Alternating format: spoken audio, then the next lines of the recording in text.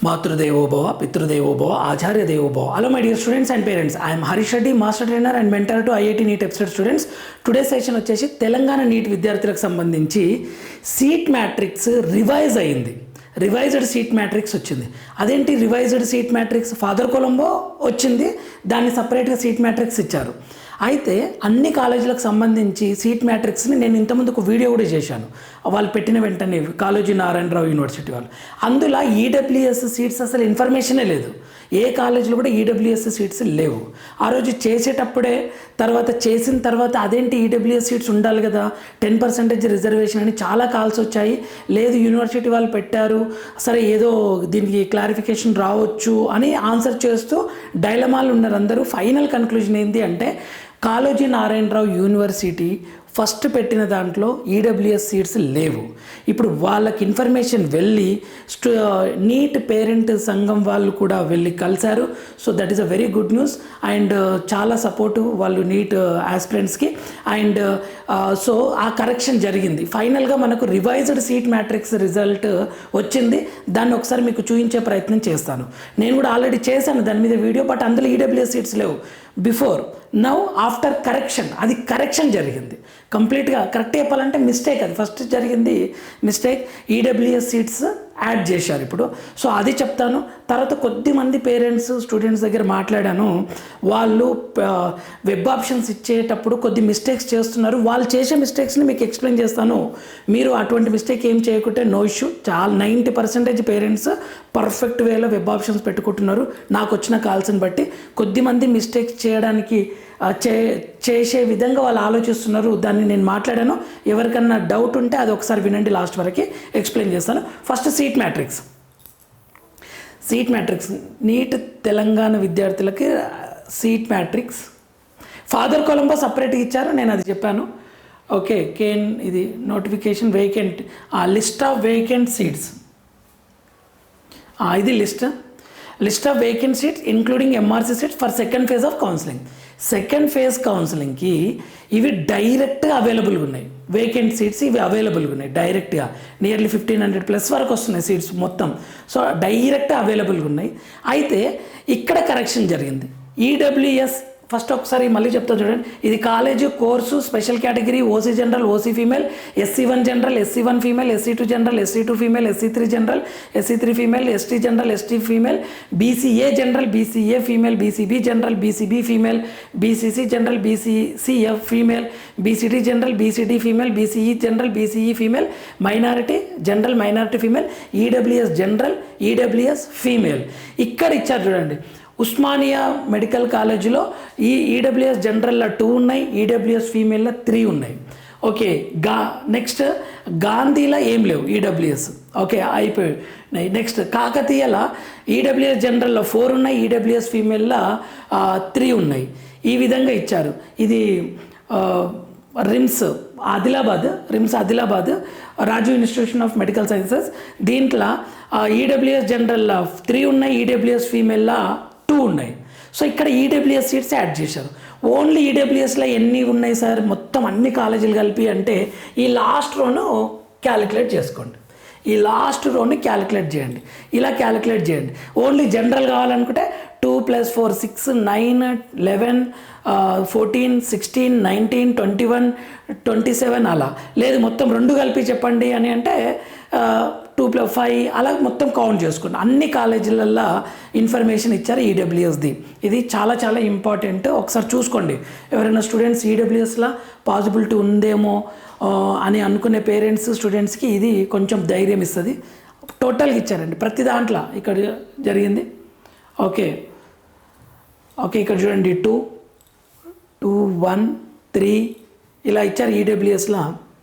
SVS కాలేజ్లో EWS జనరల్లో 3 ఉన్నాయి, EWS ఫీమేల్లో 2 ఉన్నాయి, ప్రైవేట్ కాలేజ్ అది. సో ఈ విధంగా మనకు ఓకే ఇక్కడ కామినేని ఈడబ్ల్యూఎస్ జనరల్ 1, ఈడబ్ల్యూఎస్ ఫీమేల్లో 4 ఉన్నాయి. సో ఈ విధంగా లిస్ట్ ఇచ్చారు. సో టోటల్గా కరెక్షన్ జరిగింది. ఇది ఎలా కౌంట్ చేసుకోవాలి, ఎలా చూసుకోవాలి అనేది నేను ఎక్స్ప్లెయిన్ చేశాను. ఓకే, ఇది డైరెక్ట్ వేకెన్సీ అంటే ఈ సీట్స్లకి కొత్తగా వస్తారు స్టూడెంట్స్, కొత్తగా సీట్స్ వస్తాయి, ఎంబీబీఎస్ సీట్స్. ఇది సీట్ మ్యాట్రిక్స్, వేకెంట్ సీట్స్ అనమాట. సో ఇది ఒకసారి చూసుకోండి. ఇప్పుడు నా వైపు నుండి కొన్ని పాయింట్స్ ఇస్తాను. అయితే చాలామంది ఒక స్టూడెంట్ డిస్కషన్ ఎలా జరిగింది అంటే రౌండ్ 1లో సీట్ వచ్చింది, ఆ స్టూడెంట్కి రౌండ్ 1లో సీట్ వచ్చింది. నేను రౌండ్ 2లో నీకు నచ్చిన బెస్ట్ కాలేజీలు పెట్టండి అని చెప్పాను. వాళ్ళకు నచ్చిన ఒక 10 కాలేజీలు ఉన్నాయి. అయితే ఆ 10 కాలేజీలలో 6 కాలేజెస్ వెబ్ ఆప్షన్స్ ఇస్తున్నారు. నేను డిస్కస్ చేశాను, అదేంటి నీకు 10 కాలేజెస్ కదా, నీకు 11th ప్లేస్లో వచ్చింది, నీ పైన 10 కాలేజెస్ ఉన్నాయి, 10 కాలేజెస్ కదా పెట్టాల్సింది, నువ్వు 6 ఎందుకు పెట్టావు అని అడిగాను. సార్ మిగిలిన 4 కాలేజీల సీట్లే లేవు కదా సార్, నేను ఎందుకు పెట్టాలి అని క్వశ్చన్. అది కరెక్టా రాంగా అంటే అది రాంగ్. ఎందుకు రాంగ్ అంటే సీట్స్ లేవు కాబట్టి నేను పెట్టలేదు అంటున్నారు. అందులో సీట్ మ్యాట్రిక్స్లో క్లియర్ వేకెన్సీలు లేవని చెప్తున్నారు, కానీ వర్చువల్ వేకెన్సీ దొరకొచ్చు కదా. అంటే 0 సీట్స్ ఉన్నది కాస్త 1 సీట్ రావచ్చు. ఎలా అంటే ఆ కాలేజీలో ఉన్న స్టూడెంట్ అప్గ్రేడ్లో వేరే కాలేజీకి వెళ్ళిపోయాడు అనుకోండి, అప్పుడు అక్కడ ఒక సీట్ వేకెట్ అవుతుంది కదా, అప్పుడు కింద ఉన్న స్టూడెంట్ని తీసుకునే కదా పైన ఫిల్ చేసేది.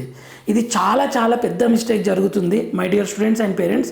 సో ఒక్కసారి దీని గురించి ఆలోచించండి.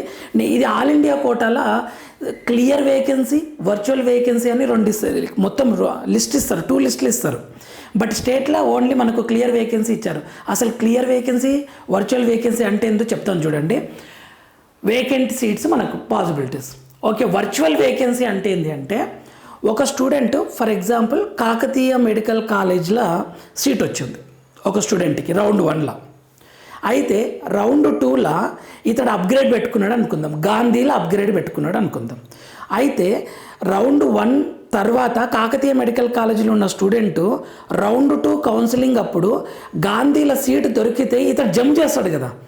అప్గ్రేడ్ పెట్టుకున్నాడు అంటే కాకతీయ మెడికల్ కాలేజీలో ఒక సీట్ వేకెట్ కావడానికి అవకాశం ఉంది. దీన్ని వర్చువల్ వేకెన్సీ అంటారు. ఎందుకంటే ఇతడు అప్గ్రేడ్ పెట్టుకున్నాడు, ఇతడు గాంధీకి వెళ్ళిపోయే అవకాశం ఉంది. సో కాకతీయలో ఒక వేకెంట్ రావచ్చు.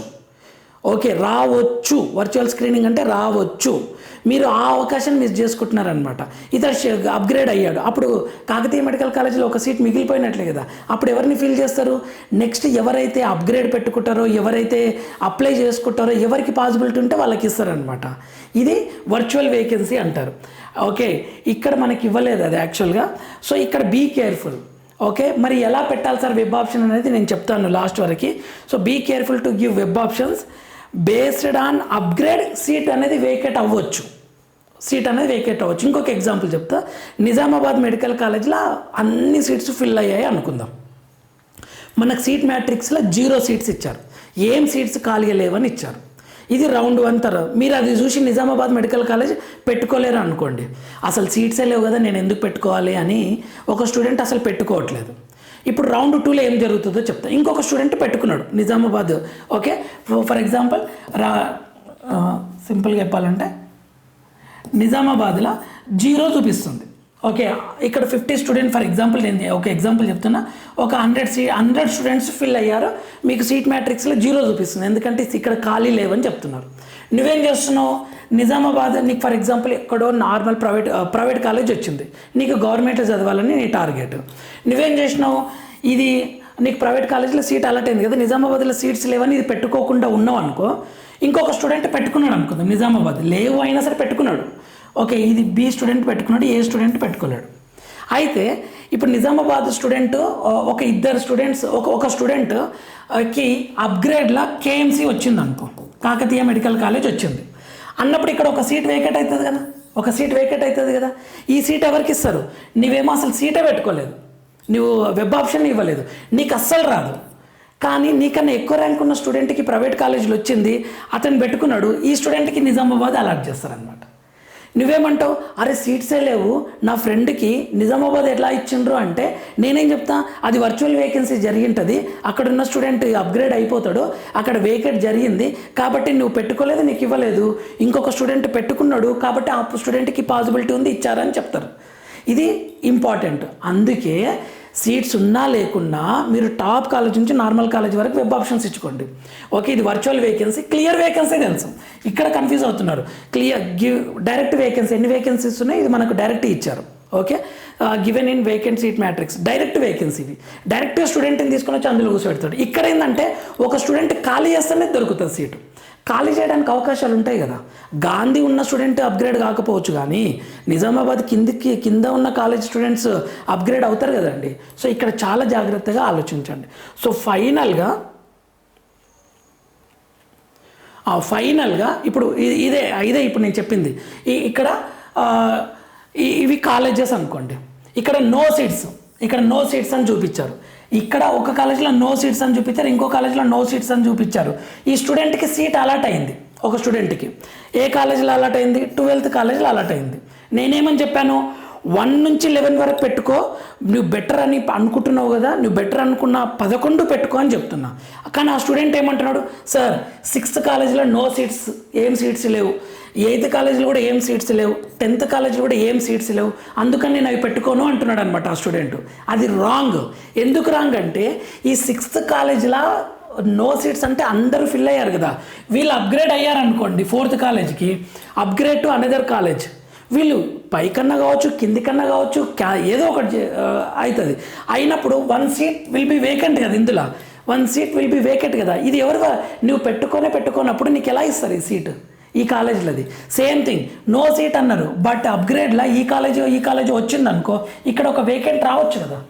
ఇదే విధంగా ఇది కూడా నో సీట్, అప్గ్రేడ్లో ఈ కాలేజీ వస్తే ఇది వేకెంట్ అవుతుంది కదా. నువ్వు ఉండి నేను ఈ 3 కాలేజీలు పెట్టుకోను అంటే రాంగ్ అవుతుంది కదా, నీకు ఈ 3 కాలేజీలు వచ్చే అవకాశం మిస్ చేసుకుంటావు కదా మై డియర్ స్టూడెంట్స్.